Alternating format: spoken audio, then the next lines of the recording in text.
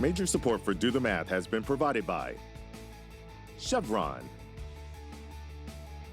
the Kern County Superintendent of Schools, Edison International, Valley Strong Credit Union, Panama Buena Vista Union School District, and the Kern High School District. With additional production assistance provided by these supporters of education in Kern County and throughout the state of California.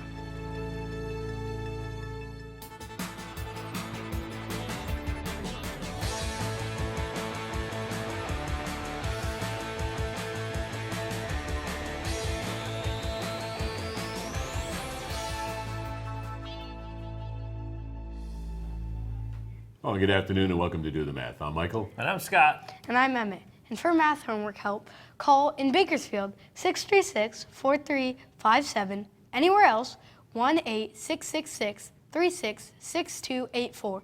Email dothemath@kern.org. We're online at dothemathonline.net. And on social media, Facebook, Instagram, Twitter, and YouTube. A lot of sixes in there, aren't there? Mm-hmm. All right. So, Emmett, where do you go to school and what grade are you in? Stockdale Elementary. I'm in 6th grade. You're a star, huh? Mm-hmm. There you go. You got to start, but that's like, that Captain America? Yeah. All right. So, you're in 6th grade, and so you'll be leaving Stockdale next year. Mm-hmm. Have you been there for a long time? Yeah. All the years. All the years. So, you've been there for a long time. Yeah. So, what is one thing you're going to miss about being at Stockdale? Because you've been there for more than half your life. Yeah. I would say the teachers and the principals, since I know them all very well. Okay, good. So is there anything that you're anticipating or looking forward to as you go to junior high school? I'm hoping for good teachers and a good environment. Oh, good. Well, you know what? You can't ask more than that, right? Have a nice environment, go to school so you enjoy school, right? Have some good instructors so you enjoy all the classes. Because then you'll have a lot of instructors instead of just the one. Yeah. So do you think you'll like that?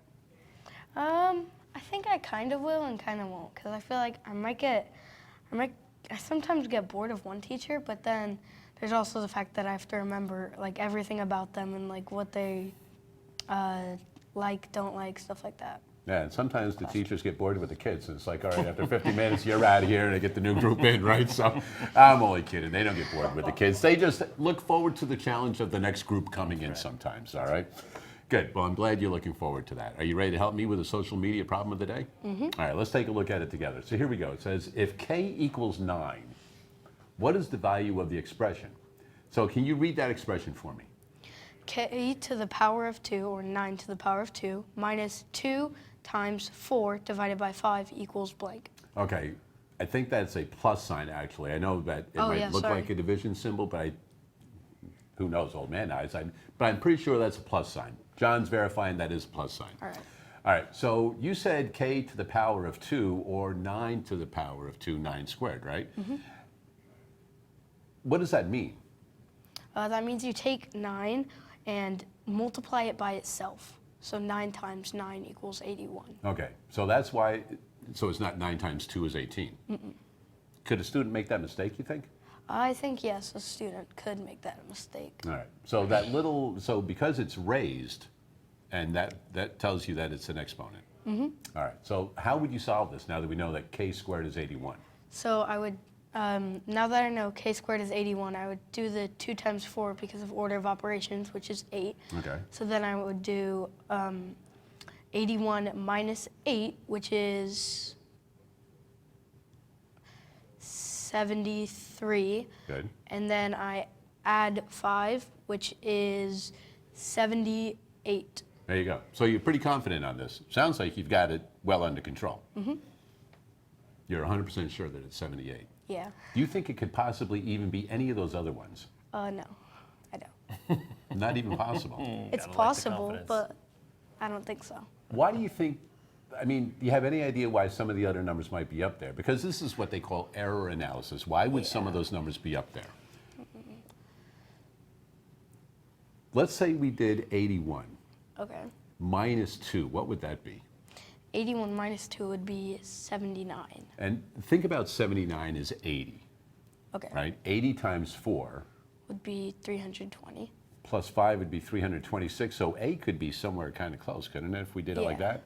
guess But- it could work But why wouldn't that work again? And you already know why. because of the order of operations. There you go, perfect. So you're solid with D? Yeah. Betting on it? Yeah? All right, let's take a look, see if D is correct the answer. There you go, D is correct, 78. Now, I knew that was 78. You know who I remembered that was 78 without even having to look at that? Because that's the year the New York Yankees won the World Series. That long time ago, 1978. All right, anyway. So you're feeling good about what you're doing right now? All right, and you are dividing fractions in class, but we're going to get to that in a little bit, all right? Okay. All right, time now for today's Math in the News.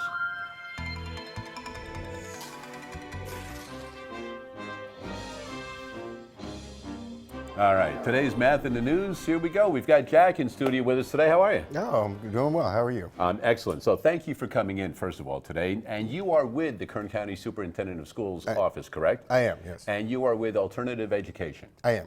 All right. And so what kinds of things do you guys do in alternative education? For students that are like, I've never heard of alternative education. What? I teach primarily in court and community Okay. school. So I'm at some residential facilities. I teach also probation campuses, that sort of thing.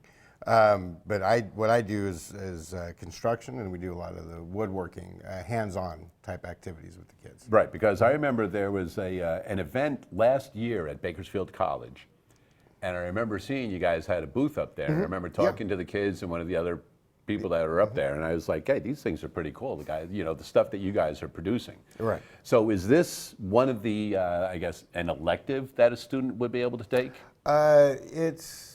Yes, it covers their fine art credit or elective if they've completed fine art. Okay, so we can see, like, that's one of the booths that I kind of ran into. So what Okay. are the students doing here?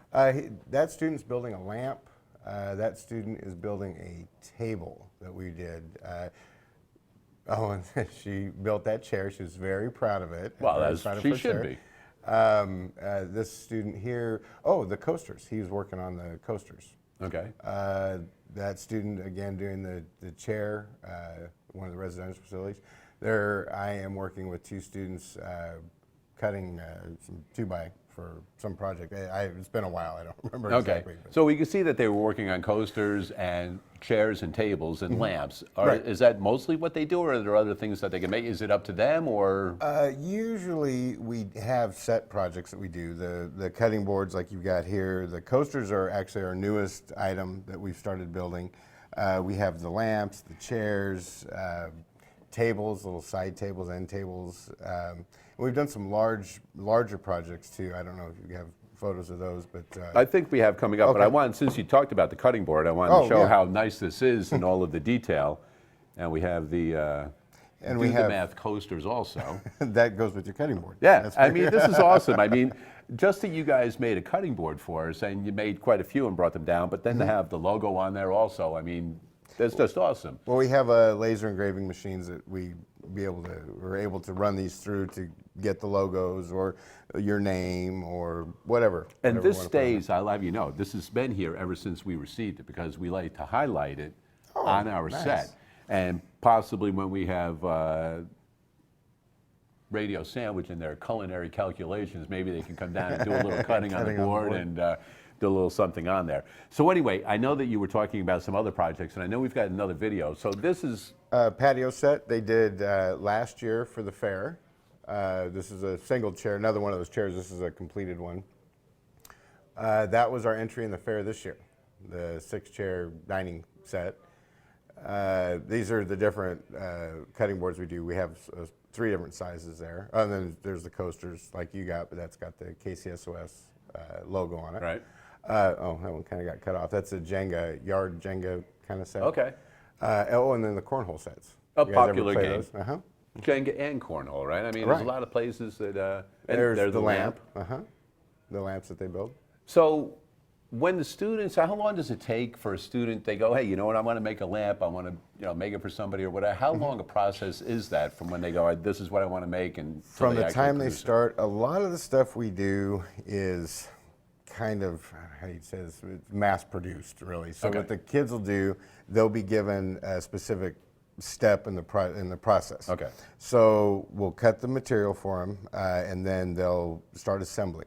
And the students, like I'll have one student that all he's doing is putting the bases together. Okay. One student is doing the finish work, the gloss. So you've got an assembly line right? kind of thing Yeah, going. and then we'll trade it up. We'll change it up. So Okay, next that's what I was time- going to say. Yeah, no. So today, student A, his job is going to be he's assembling, but when we get together again on say Thursday, he will now be doing finish work, or he'll wire up the lamp or something like that, and then we'll produce 10, 15 of them, and then the Gotcha. students get to take one home. Now you said the patio set, that was an entry for the Kern County That Fair. was for the fair. Yeah, that was a different group that I have. That's And the- how does that go? I mean, like, I remember seeing like things at the fair, but Mm-hmm. what kind of category was that? Was that like a, large woodwork. Okay. But it's high school level large. I believe that the category is large woodwork is what they call it. you guys So must we have have- placed pretty well with that. The patio set last year we got best of show. We got a whole bunch of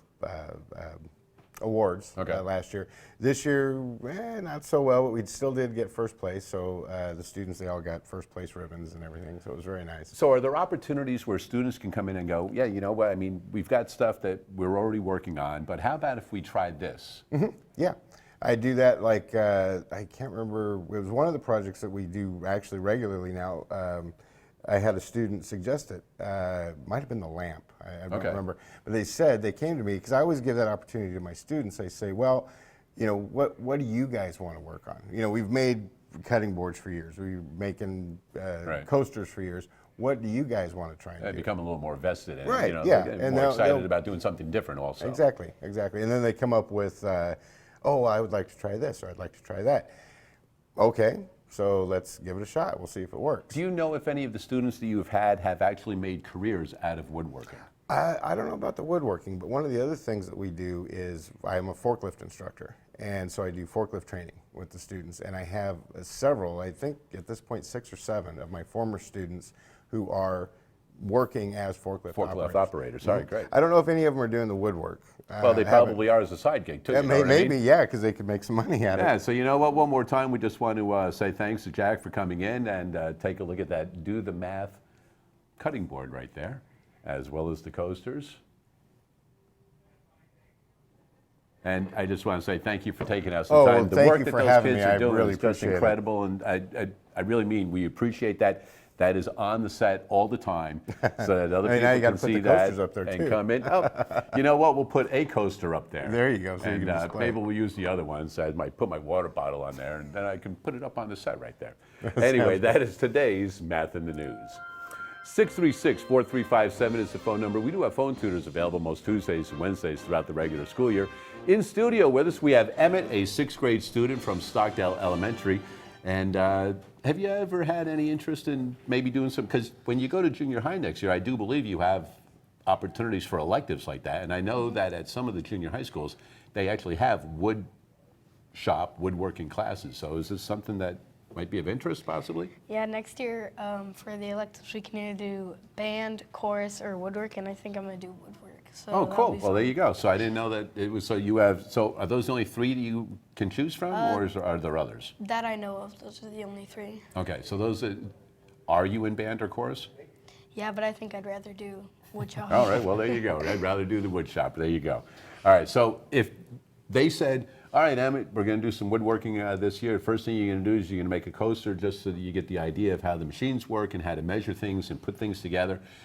Would you have any ideas on something that you might want to try to create on your own? Off the top of my head, not really. All right. But if I gave it thought, I probably could. Yeah, well, I'm sure that once you get working with it and stuff, you're like, hey, you know, it'd be pretty cool if I could do something like this. How are you at math? I think I'm pretty good. All right, well, we're going to find out how good you are. So I'm sure you're excellent.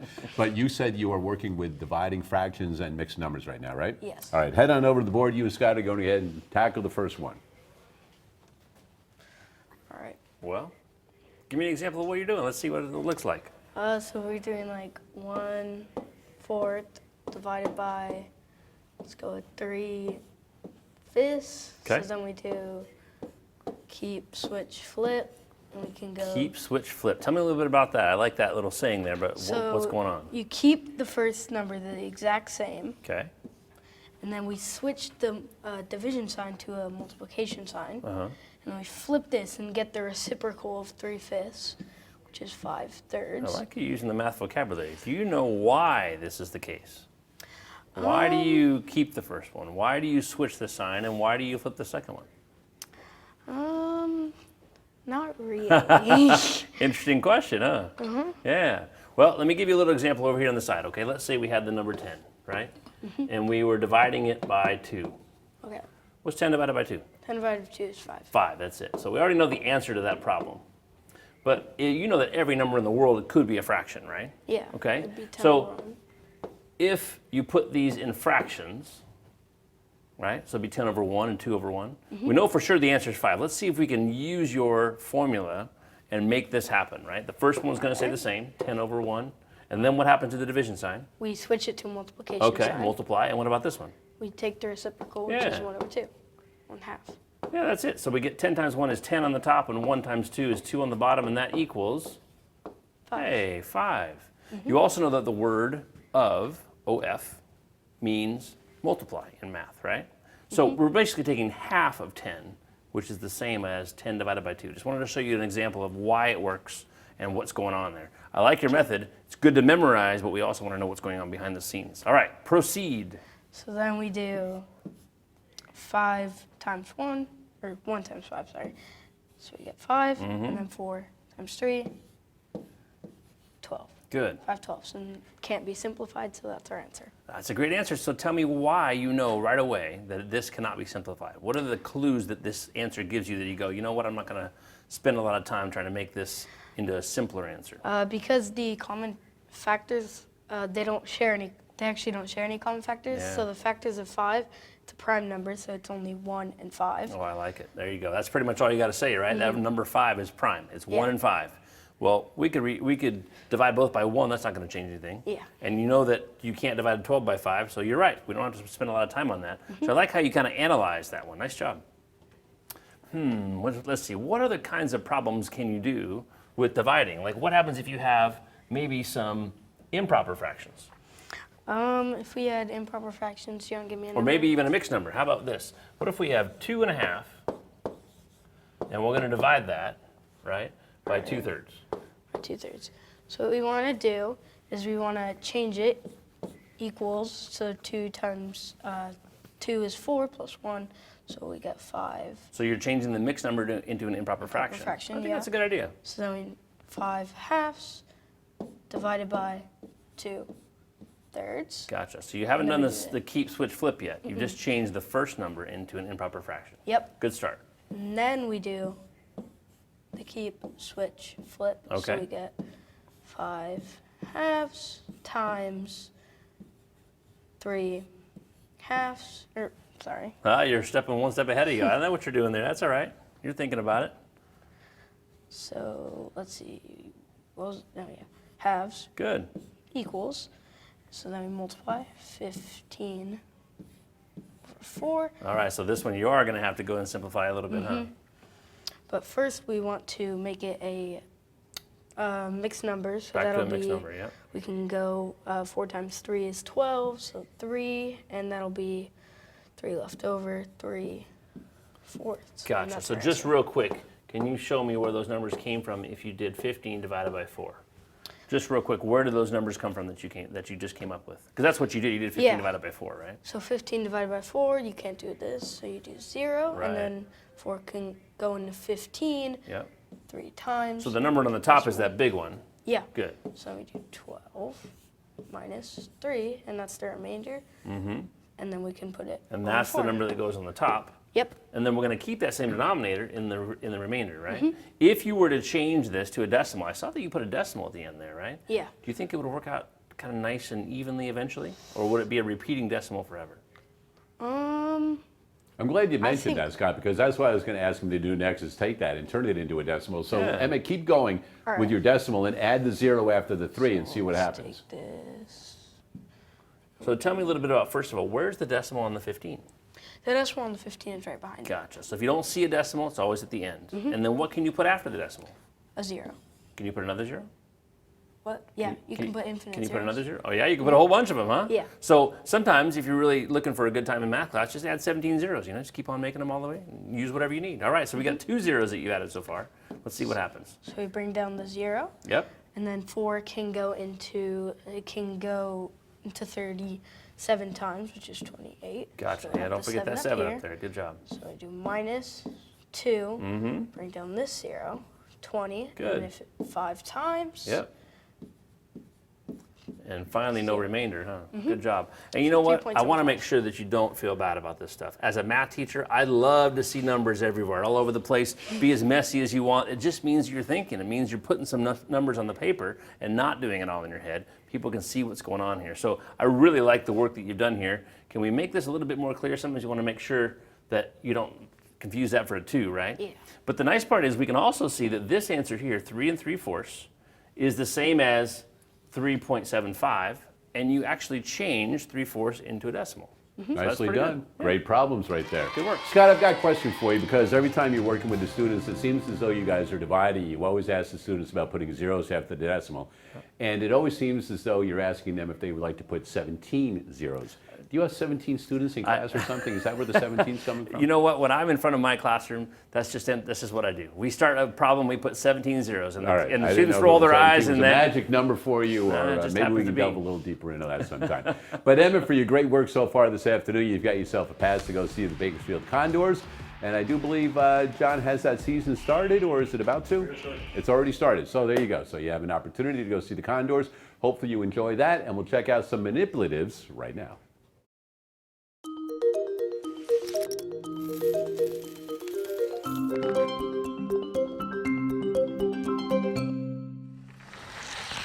Hi, my name's Cece, and we're going to be working with protractors today.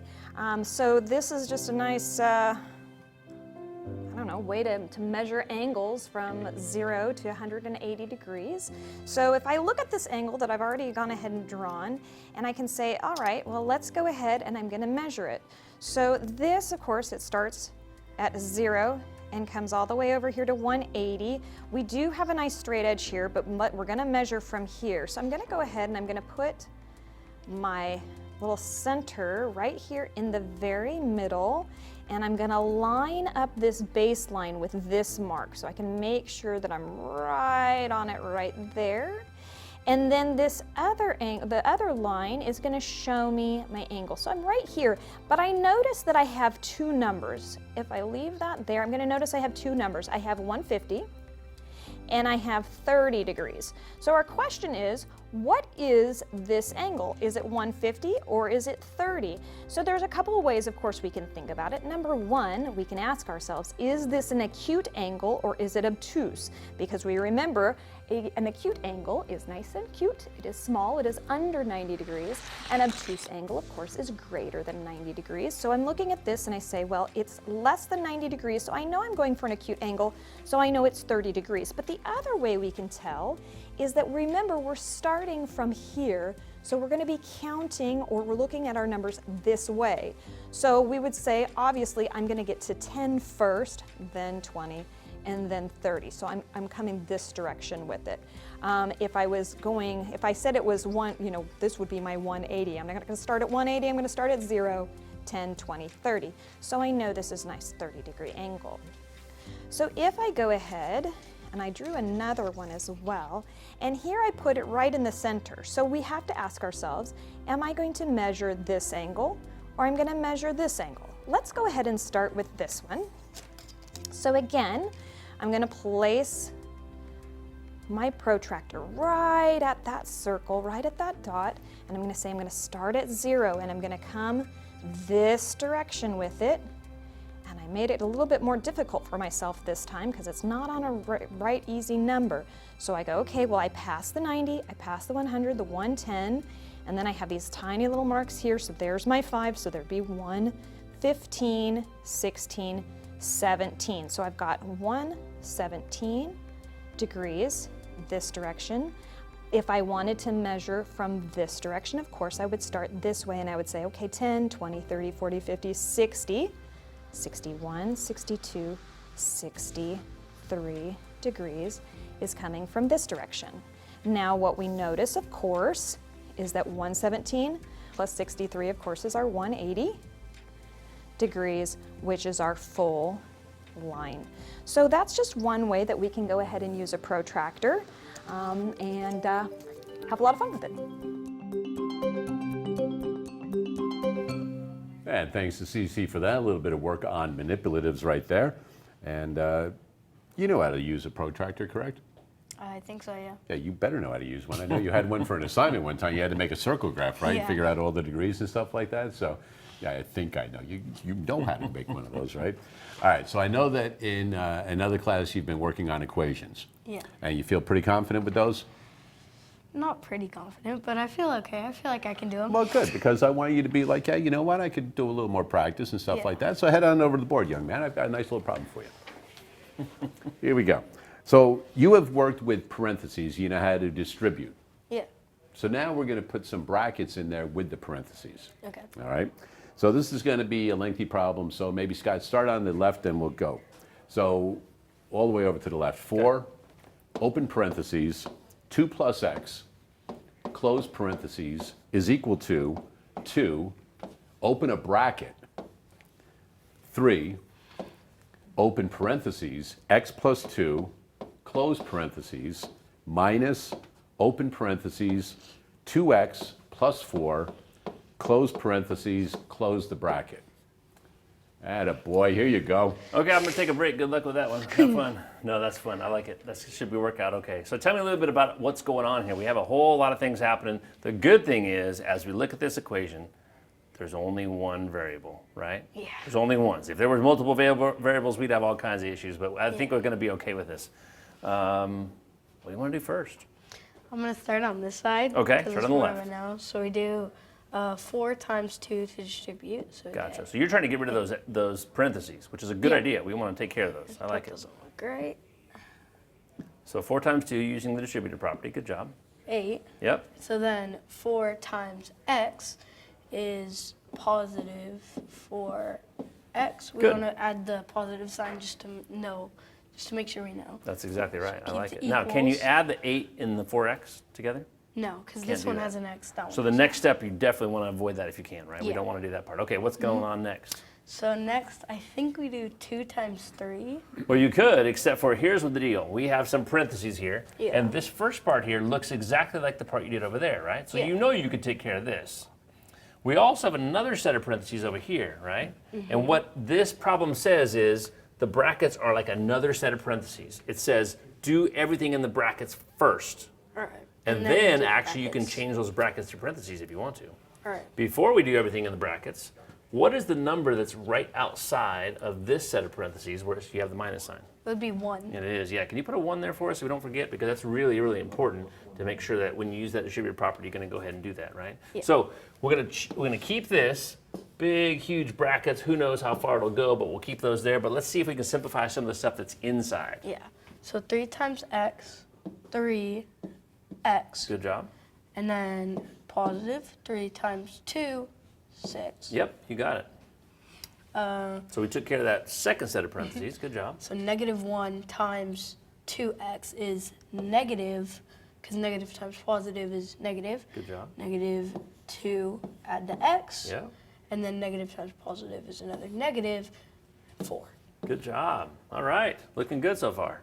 So the next question I have for you is, you could, like I said, you could change these brackets into parentheses if you wanted to, right? So it would look a little bit easier. Yeah. But you don't have to. The question is, are you going to distribute the 2 to everything inside, or are you going to simplify the stuff inside before you distribute the 2? Either way will work, by the way. I think I'd rather simplify. Okay. I think I would too. I'm with you there. So 3x and negative 2x. Yeah. And So then you're going to put like terms together, right? Combine like terms. Good. and then positive 6 and negative 4. Good. So we can get, let's see, add those together is just x, Yeah. and then it'll be a positive because the 6 is greater, Good. 2. And then we could just do parentheses. Yeah, so this 2. bracket became a parentheses, and this bracket became a parentheses. Yeah, that's it. This is 4x over here, and 8 right here. Wow, looking good. We're a lot simpler than we used to be, right? Yeah. Okay, let's definitely take one more step so we can get rid of those parentheses, and then we'll start moving stuff around and back and Yeah. forth over the equal sign. So 2 times x is 2x. Yep. And then 2 times 2 is 4. Good. At the equal sign, 4x, 8. So then we want to get rid of x's except for on one side. Okay. So we're going to do minus 2x because it's a smaller number, minus 2. So you're getting the x's on the left-hand side of the equation. That's what I would do as well. Nice job. So then we do 2x here, bring down the 8, bring down the 4. Gotcha. So these ones are all gone, right? Yep. Good for you. So then, since the x's are on this side, we have to get rid of this. Okay. Because we have to have numbers on one side, x's on the other side. So we do minus 8, minus 8.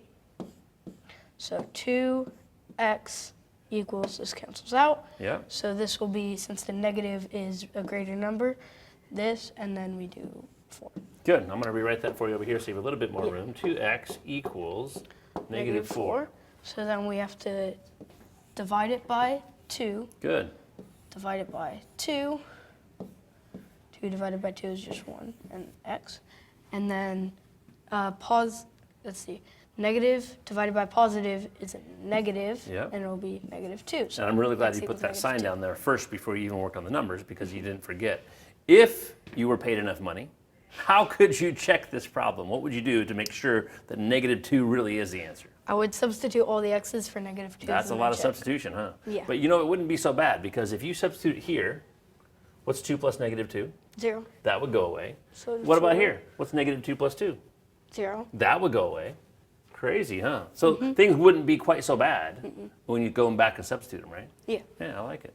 And Good I'm deal. glad you brought that up because a lot of students would get to x equals negative 2 and they would hope that the problem was correct because they're going to go, I think I did everything correctly, which you did, and then you're like, I'm feeling pretty good. I hope I did that correctly.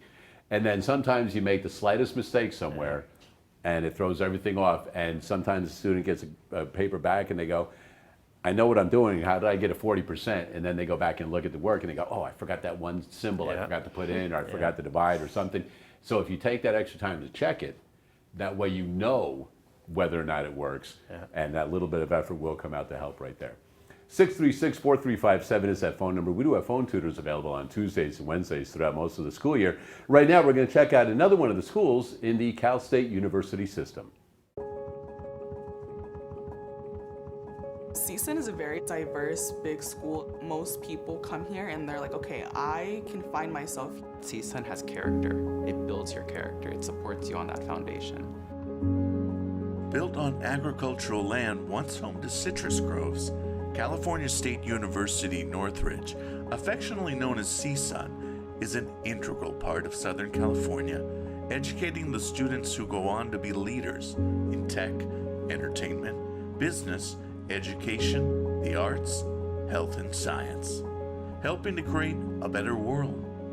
Committed to serving a richly diverse student population across every dimension of identity and lived experience, CSUN provides students world-class faculty, cutting-edge research, and award-winning programs. And the pursuit of justice, equity, diversity, and inclusion is written into our DNA.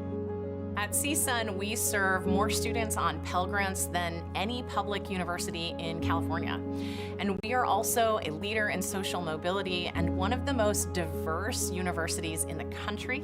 We educate the largest deaf and hard of hearing student population of any U.S. public university, more Armenian students than any university outside of Armenia. We serve one of the largest Jewish student populations. We award more baccalaureate degrees to Latinx students than all but one university in the country. And we rank in the top 10 nationally among master's institutions for graduates who go on to earn their doctorates. This is like the People's Film School. You have people from every walk of life, every ethnicity, here studying with us and wanting to tell those various stories that have affected their lives. You know, we've had the relationship with the Hollywood Foreign Press for well over 25 years, and it started off with small donations, and it has escalated over the years to millions of dollars. One of the things that has impressed them is the diversity of our program, But not only the diversity, it's the outcomes. What are the students doing when they leave here? And we are starting to infiltrate this industry with different voices. CSUN always implements that allies are always welcome, even for like the Dream Center, the Pride Center, and the Omari House, the Friendship House, the Black House, and Mecha. They're just all clubs, organizations here on campus that are promoting this equity in getting connected with people in your community. Whether it's other classmates, faculty, professors, people at CSUN, like everyone wants you to succeed. I think that this university values the input from diverse and creative minds from faculty and staff, as well as from students, regardless of your status, who you are. And that's the beauty of our campus, is that we do have so many students of diverse backgrounds. We have so many first-gen students, students of color, students who have migrated with their families from other countries. Being able to teach each other as well as teach me, I think it's something that really makes this campus unique, a great place to work, and a great place to learn. On the horizon, and in partnership with Apple, the Global Hispanic Serving Institution Equity Innovation Hub here at CSUN will be a real game changer, advancing the excellence of our richly diverse students through an equity lens and transforming the future of creative technology, teaching, and learning across the country. What makes CSUN students special is ganas. And that's a desire to be successful. They work hard, and they are really dedicated. Then they come here, and sure enough, you see all these students who have very complex lives, very rich lives, and they realize that this is an advantage. A CSUN education doesn't just impact individual lives, it changes family trees, and it elevates entire communities. We work with NASA to research and develop autonomous systems that go on exciting mission like Artemis. The second thing is we prepare and get more underserved, underrepresented students into NASA-related and STEM-related workforce.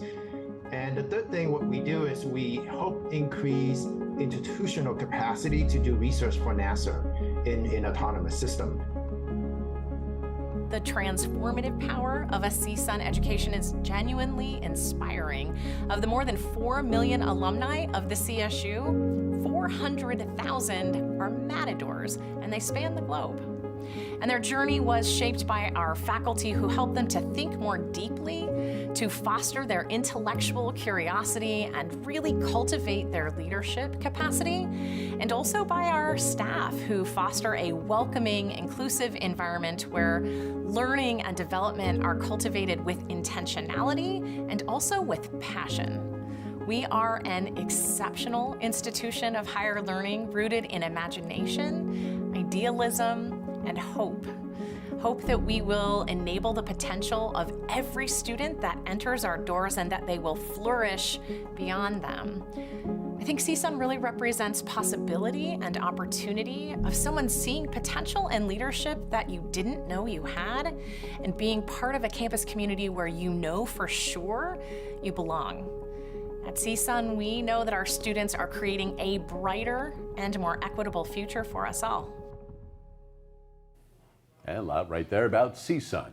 636-4357 is the phone number. Emmett, a 6th grade student from Stockdale Elementary, is in studio with us today. Looking forward to new teachers next year, right? A great environment in junior high school, and possibly doing some woodworking as an elective. Mm-hmm. All right, good. So, have you ever heard of a person named Ulam? No. No. Well, it's a big day for you then, son, because today you're going to hear about somebody named Ulam. Have you ever heard of Ulam numbers? No. You've heard of prime numbers. Yeah. Composite numbers. Mm-hmm. Have you ever heard of a perfect number? No, I don't think You so. will in soon enough time. What other kinds of numbers do you think you've heard of other than just numbers? Prime, composite, negative. There you go. Positive. Mm-hmm. That's all I can think of. Or Fibonacci numbers. Well, that's more of a sequence. That's a sequence, yeah. right? Yeah. That's all I can think All right, of right okay. now. Well, you know what? That's a good start. So today you're going to add to that repertoire of yours and know about Ulam numbers, all right? Okay. So take a look at the screen, and we're going to look at this together with everybody else at their homes. So make the next smallest number by adding two different, earlier numbers in only one way. So the example we have is 1, 2, 3. All right, so we can take 1 and 2 to make 3. Okay, but 3 was already part of our sequence. So we can't use that, okay? So if we did 1 and 3, we could make 4 because 4 was not part of that sequence, right? Do you see the sequence 1, 2, 3? Yeah. So if we did 1 plus 2, that would make 3. We can't do 1 plus 2 because it makes 3, and 3 is already up there.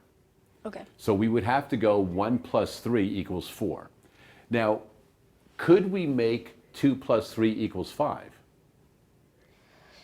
2 plus 3 equals 5. Because 5's not up there, is it? Yeah, we could do that. We could do that, but Yeah. let's look at the rules. It says make the next smallest number. Oh. So instead, you're because a gonna lot make of the next students, a lot of smallest. kids go, hey, I can make 5, 2 plus 3. Well, you could, but now you're going out of order. So you have to make 4 first, if possible. Okay. So that's why we do 1 plus 3 is 4. So now we see our sequence at the bottom of the line now is 1, 2, 3, 4. So the question is, what would be next? 2 plus 3 is 5. So you think that would be next?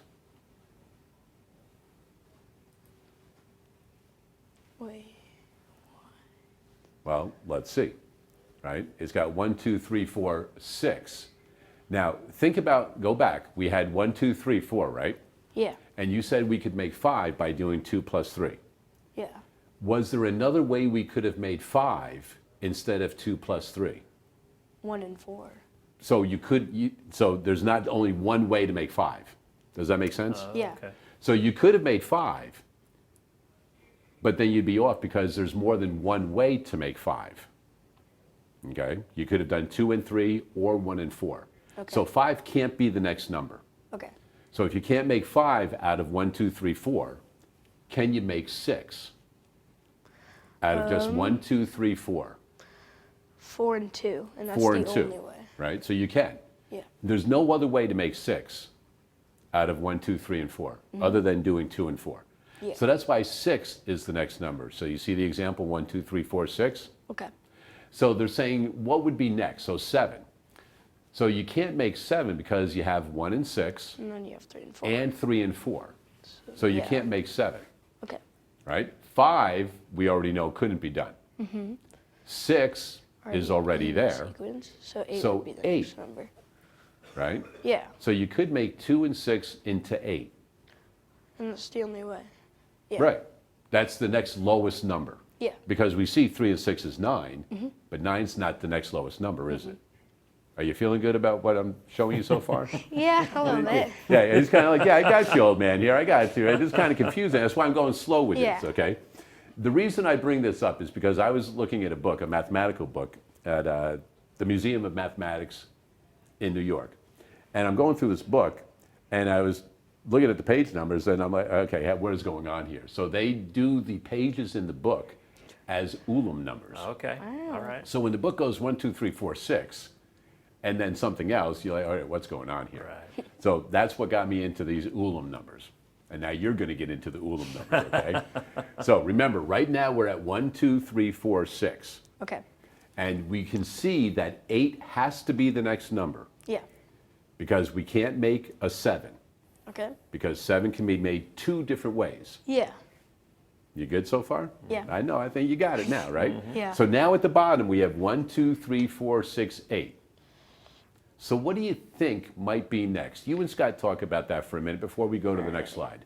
So that can't be 9 because you can do 6 and 3 and 8 and 1. Gotcha. So this was an option here, right? Yeah. 3 and 6 is 9, And but then you you got to have know to if eight. it's unique. It is. Yeah. Is it a unique way to get 9? It's not because you could do what instead? 8 and 1. 8 and 1. Gotcha. All right. So you just got to move on to the next one, right? So then 10 we can't do because we have 6 and 4 equals 10 and 8 and 2 equals Gotcha. 10. So it wouldn't be unique. So then 11 we can do 8 and 3, Yeah. and then 2 can't, 1 can't, 4 cannot, 6 cannot, so it'd be 11. Looks like 11 is probably the next one, huh? Yeah. I think I'd probably bet some money on that one too. Good job. Unless you could use 3 numbers, of course. You guys ready to take a look at the next slide? Let's here? take a look. I want you to write it out now and let's see where you're at. Okay, all right. So, even though you talked about it, now I want you to show me in writing proof, and you're saying 11. Yeah. You're feeling good. All right, you've been doing well so far today. I have every confidence in you, young man. So go ahead and show me how you can prove that 11 is the next Ulam number. Okay, so we would first think it would be 9, but we can do. Ooh. Let's just go ahead and. Man, tough crowd. We'll just write it up here, right? All right. So you've got 1, 2, 3, 4. Here we can go. You got it. 6. Yep. And 8. And then And we're 8. looking at 8 as well? Yeah. Okay. There's our number so the far. next number would be 9, but we can do 6 and 3 and also 8 and 1. So it's not unique. So then we will go to 10, but we can do 4 and 6 equals 10, and we can also do 8 and 2 equals 10. So then the next number So would you're be saying 9 doesn't work, and 10 doesn't work. So we're just So moving up the then line here. 11, we Yeah. can do nothing with 1, nothing with 2. So we can do 3 plus 8 equals 11. Gotcha. And then we can't do anything with 4. Do you or remember the 6. rules? Could you do 6, 4, and 1? Are you allowed to use 3 numbers? No, it said the 2 is small. Gotcha. It So said there's a the couple 2 things we got to is- keep in mind here, right? 2 numbers, right? And has to be unique, Yeah. right? And it has to be the smallest. So really there's 3 things Yeah. we're looking at. Good job. So Okay, so it then, looks like 11 is what we're shooting for right there. Yep. You want to go ahead and officially add that to the list here? Yep. 11, all right. Then, All right, next number. Attaboy, next keep number. it going. Here we go, All right. next number. 12, we can do 8 plus 4 Yeah. equals 12. Let's see if we can do anything else. Let's see, 12 minus 8 is 4, 12 minus 6 is 6. We can't use 6 twice. Okay, I think 12 is the next number in the sequence. Well. Oh wait, we have an 11. We I do have an didn't see that. 11, and I kind of missed the group there. Sorry. So we can do 11 plus 1. And let's see if we can see some patterns here, right? Because we know that we have the number 1. Yeah, so if it's 1 less, then we And can so also do it. if you have a 1, every time that you start to go to the next number, right? Like Yeah. 4, we can't do 5 because you can just, Yeah. you can make a 1, right? Or you can add a 1. You can't do 7 because you can add a 1. You can't do 9. You can't do, in this case, you can't do 12. It's not going to work. Now here's the next question I have for you. Do you have to prove that you could possibly do it another way? Does it matter if you can do it 3 different ways? Or can we stop at 2? We can stop at 2. Gotcha. So there might be other ways to make 12. Yeah. Or It some could other be. number. But that's okay. As long as you get 2, we can cross it off the list. Yep. All right, let's try 13. So now 13, we can do 11 plus 2 equals 13. Yeah. And then, let's see, 8 minus, no. So we'll kind of go through them here, right? Yeah. 3 plus 8 is 11. 3 plus 11 is 14. That doesn't work. Yeah. How about 4? 4 plus 6 is 10. 4 plus 8 is 12. 4 plus 11 is 15. 15. Doesn't work. 6 6 plus plus 8 is 14. 14. We're already too Yeah. high. So then, yeah, do you 13 is the think? next number in the sequence. 13. All right. So does it involve 2 numbers? Yes. Is it the next lowest possible number? Yes. Is it the only unique way you can add them together? Yes. It is. So it meets the 3 criteria, right? All right. You know we could keep going. We got a whole bunch more choices here. Right. I want to see if you can find all of the numbers up to 20. Up to 20. So Okay. right now you're at 13. Okay. So we obviously can't do, wait, can't we do 14? Why can't we do 14? Good Because question. it has the 1. So Yeah, 1 that's plus it. 13. That's it. Exactly it. So I'm going to go ahead and make our list here. We have 11 and 13. And I'll go ahead and erase this part over here because our list got kind of goofy. But you're exactly right. We don't even have to waste time now that we've seen a little bit of a pattern, right? You can't do 14 because you had 13 and you know you can just add 1. Yeah. So what about 15? All right, 15, we can do, let's see, 11 plus 4. Okay. So there's there's one. 1. If there's just one more, we're going to cross it see. off, right? And then we can do 2 plus 13. Gotcha. All right. 15 is off the list. All right, 16, we can do 13 plus 3. Good. That doesn't Yep. look great. And then we can do, see, we don't have the 5, 8, we would need another 8, which we can't do. So then it's the next number in the You sequence. think so? 16. And of course, you can go through each one and see what you Yeah. would need, right? One, One. we need a 15. That's not on the Can't. list. 2, Two. we need a 14. That's not on the Don't list. have it. 3, Three, we need a 13. which Oh, we we got that done. one. 4 would Four, need 12. a 12. It's which not we on the don't list. have. 6 we would need need 10. Don't not have. on the list. 8, 8 would need another 8. another 8. Which we can't so do. you can't double them up either, right? So there's a couple of different things to think about here. And so that's one systematic way to go through the list Yeah. to see what the next one is. What would this number need to be that total? 16 looks like the next one. What All can you right. automatically know now? It's not 17. It's not 17. That's it. You save yourself some time. So we have 3 more numbers 18, 19, and to try. Okay, so 18 we can do, let's look at this. 1 would need 17, we don't have. 2 would need a 16, Yeah. we don't have. 3 would need a 15, 4. We do have a 16. Oh yeah, we do. Yeah, sorry, I didn't have forgot the about list that. there. So we can do 2 plus 16 equals 18. Good. There you go. So here's our first one. 3 would And now need, he's going systematic. I like it. 3 would need, let's see, 3 would need a 15. don't have that. 4 would would need need a 14. 14, don't have that one. 6 would need a 12. No, we're missing that. 8 would need a 10. We're missing that one. 11 would need a 7. Nope, And 13 would need a 5. No. 16 we need 2. We already did. we did it. So 18 is the next number. Looks like 18 is the next number. So I'll add it to the list before we forget here. You automatically know next. Yeah, we can't do 19. 'cause it's 19 got is one. gone, so there's only one more to check. So we got to check 20. Before you start, predict with all those numbers up there. Let's Don't do see. too much calculation, just predict. What do you think? Do you think 20 is going to be part of our sequence or not? I think. There's a lot of possibilities.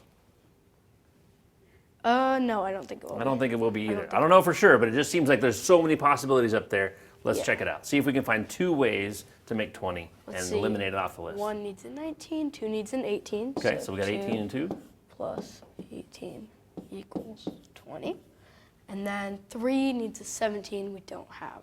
Right. 4 needs a 16, got it. Hey, there it is. Right? So we can't do a 20 either. And so the more numbers you get in your sequence, the more possibilities you have of adding numbers together and having them add up. Doesn't always mean there's a pattern going on. We skipped 1 here, we skipped 2 in this part here, we skipped 1, then we skipped 1, and then we skipped 2. So it just kind of depends on how it goes. But I like the way that we're saving a little bit of time if you were going through a big long list of numbers by knowing the next one is not going to work. And we know that the more numbers we get, the more likely it is that they're not going to be Ulam numbers as well. What I'd like you to do, Scott, is take your pen and make it a different color, like blue or something, so that we can differentiate here. Sure. Circle the 6 and the 8. Circle the 16 and the 18. So looking at that pattern, what do you think the next 2 Ulam numbers would be? Next 2 ULA numbers. After 18. After 18, let's see, 1, 2, 3, 4. Let's see. 22 and 23. All right, well, you know Or what? wait, no, Ren, that's not. I don't think that's Well, right. keep those in your head for I'll do just it. a moment. And while you're thinking about that, we're going to learn a little bit more about jet streams. What is the jet stream? Jet streams are bands of strong wind that generally blow from west to east all across the globe. Jet streams form when warm air masses meet cold air masses in the atmosphere. Air masses have different temperatures because the sun doesn't heat the whole Earth evenly. Areas near the equator are hot, and areas near the poles are cold. The warmer air rises up in the atmosphere while cooler air sinks down to replace it. This movement causes an air current. These air currents are high in the atmosphere. On average, they travel about 110 miles per hour. In the winter, when the temperature differences between warm and cold air masses are more dramatic, jet streams can go much faster, 250 miles per hour or more. No matter the season, The primary jet streams only travel from west to east because of how Earth rotates on its axis. Jet streams are located in the middle and upper parts of a layer of the atmosphere called the troposphere. This is the height in the atmosphere where airplanes fly as well. That means airplanes can fly in the jet stream, especially when they're headed in the same direction the jet stream is blowing. This is why an airplane flying from west to east can make the trip faster than an airplane traveling the same route east to west. Jet streams can also affect our weather by impacting temperature and precipitation. Some weather systems ride the jet stream across the country. Or, if the weather system is far away from a jet stream, it might stay in one place, causing a heat wave or a flood. Monitoring jet streams can help meteorologists determine where weather systems will move next. This is important because the path of a jet stream can change quickly, taking storms in different directions. NOAA's GOES-R series satellites use infrared radiation to detect water vapor in the atmosphere. With this technology, meteorologists can monitor the location and activity of the jet streams. The GOES-R series satellites can give up-to-the-minute reports on where jet streams are in the atmosphere and where weather systems might be moving next. Find out more about Earth's weather at NOAA SciGinx.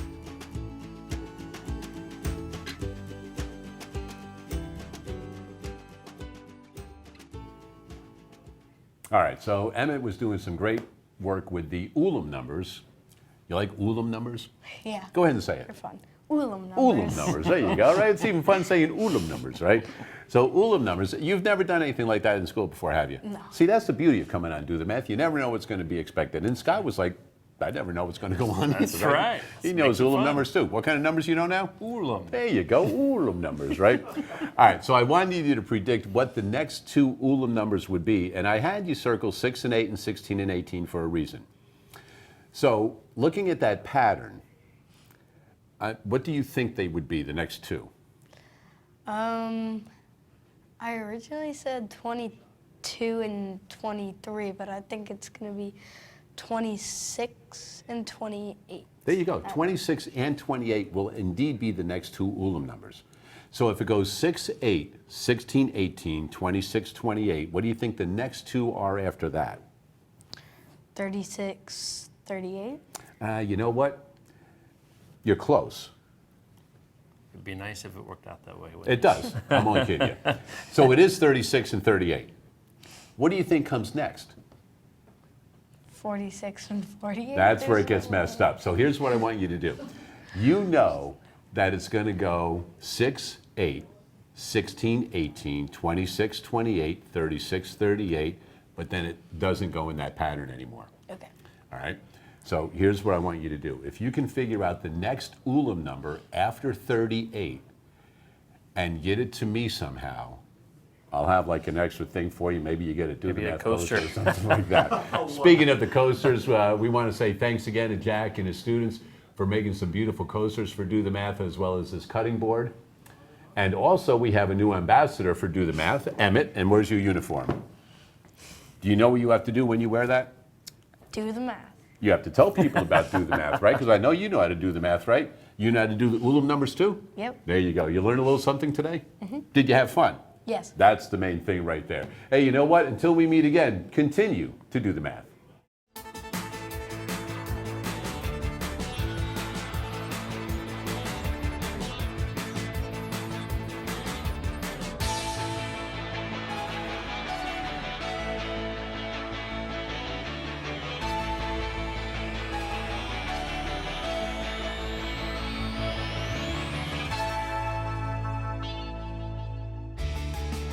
Major support for Do the Math has been provided by Chevron, the Kern County Superintendent of Schools, Edison International, Valley Strong Credit Union, Panama Buena Vista Union School District, and the Kern High School District.